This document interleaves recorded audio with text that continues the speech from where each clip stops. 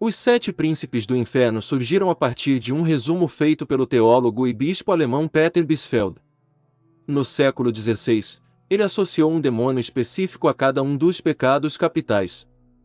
Desse modo, criou uma personificação para cada pecado, a partir dos estudos em teologia e demonologia.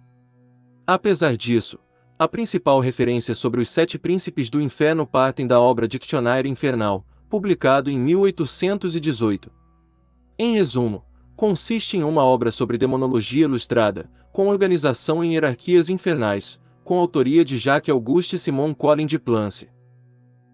Os 7 príncipes do inferno são o oposto dos 7 arcanjos do céu. Os arcanjos do céu equivalem às 7 virtudes. Sendo assim, essas figuras teológicas partem da noção de bem e mal presente no cristianismo. Também se supõe que os 7 níveis do inferno de Dante, criado por Dante Alighieri, partiu dessas figuras teológicas como inspiração. São eles. Porém, antes de continuar, curta, inscreva-se e ative o sininho de notificações para ficar por dentro de curiosidades, história e mais. Asmodeu. Demônio representante do pecado da luxúria. Alguns o consideram como um anjo caído, porém alguns escritos judaicos indicam Asmodeu como o rei esquecido de Sodoma. Nesses contos, Asmodeu é visto como o homem mais impuro já nascido, e também aquele que guiou Sodoma à luxúria. Alguns teólogos consideram a destruição de Sodoma como meio de matar seu rei Asmodeu, e não como prelúdio do dilúvio. Já no Antigo Testamento, Asmodeu é um demônio maligno que matou os 7 maridos de Sara. Tobias, aconselhado pelo anjo Rafael, queima o coração e o fígado de um peixe e afugenta o demônio Asmodeu para o deserto do Alto Egito, assim curando a cegueira do pai, e se casando depois com Sara. O anjo Rafael então derrota Asmodeu, e o prende nos mais altos picos da terra.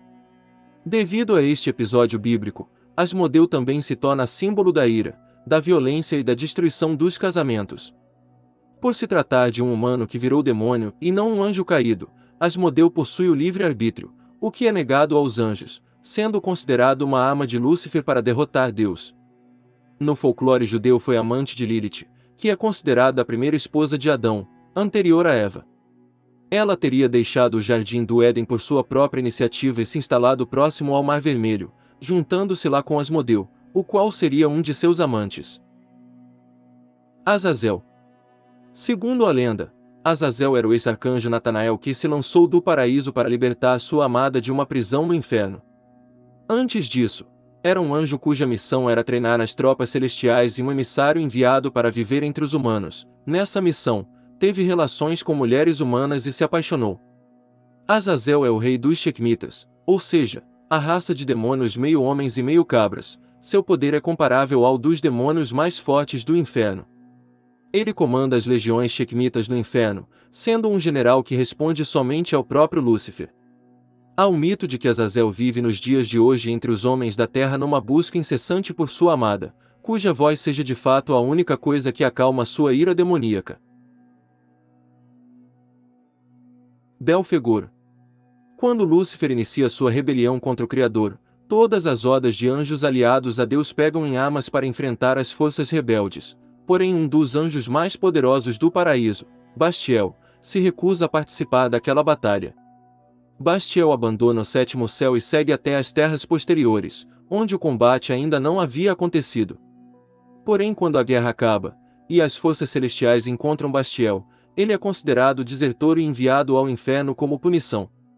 Após chegar ao inferno, Bastiel é hostilizado pelas hordas infernais, porém Lúcifer, o imperador do inferno, acaba por firmar aliança com Bastiel, lhe dando o nome de Belfegor. Moloque, príncipe que reinava sobre o primeiro círculo do inferno, se recusa a aceitar a presença de Belfegor. Porém Belfegor era um arcanjo e seus poderes eram superiores aos de Moloque, um simplório querubim. Após ser humilhado, Moloque é expulso do primeiro degrau das trevas, e Belfegor é condecorado príncipe da preguiça, e rei do primeiro círculo do inferno. Beelzebul. Para o cristianismo moderno, Beelzebul é um dos nomes do diabo. Na demonologia cristã, ele é a personificação do segundo pecado, a gula, tal como era visto na Idade Média. No dicionário infernal, É descrito como o príncipe dos demônios, senhor das moscas e da pestilência, e mestre da ordem. Beelzebul é conhecido principalmente como o quarto. Por ser o quarto demônio mais poderoso do inferno, curvando-se somente perante Lúcifer, Satã e Belfegor. Ele é o irmão mais velho de Lúcifer, descendente da geração de Behemoth, pai de Belial, um dos maiores demônios do inferno. Leviatã. No Antigo Testamento, a imagem do Leviatã é retratada pela primeira vez no livro de Jó, capítulo 41, e no livro de Isaías, capítulo 27, como uma serpente marinha. Sua descrição na referida passagem é breve. Foi considerado pela Igreja Católica durante a Idade Média como o demônio representante do quinto pecado, a inveja. Nas diversas descrições do Antigo Testamento, ele é caracterizado sob diferentes formas, uma vez que se funde com outros animais. Possui formas como a de dragão marinho, serpente e polvo, semelhante ao kraken. Mammon. Mammon representa o terceiro pecado, a ganância ou avareza. É também o anticristo que surgirá em forma de um grande líder carismático que ludibriará as massas. O devorador de almas. Sua aparência é normalmente relacionada a um nobre de aparência deformada, que carrega um grande saco de moedas de ouro, e suborna os humanos para obter suas almas. De acordo com algumas fontes demonológicas, Mammon seria filho de Lúcifer e Lilith, o fruto primogênito do casal que governa os infernos.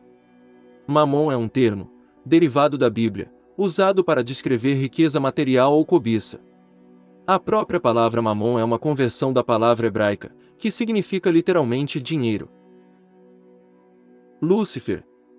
De acordo com a Bíblia, no segundo dia da criação, depois de já ter feito o dia e a noite, Deus criou o céu. Nesse mesmo dia, surgiram os anjos.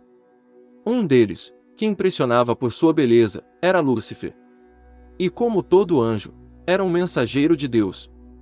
Deus o colocou numa posição de querubim da guarda, um cargo de destaque em relação às demais criaturas celestes. Lúcifer era perfeito, sábio, belo e formoso, um ser vívido de resplendor reluzente. Ele era alguém que gozava de autoridade, privilégios e regalias concedidos por Deus.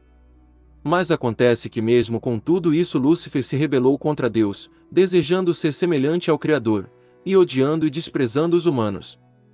Ele se questionava como tal criatura inferior podia ser tão querida por Deus e pior, ter alguma semelhança com o Supremo.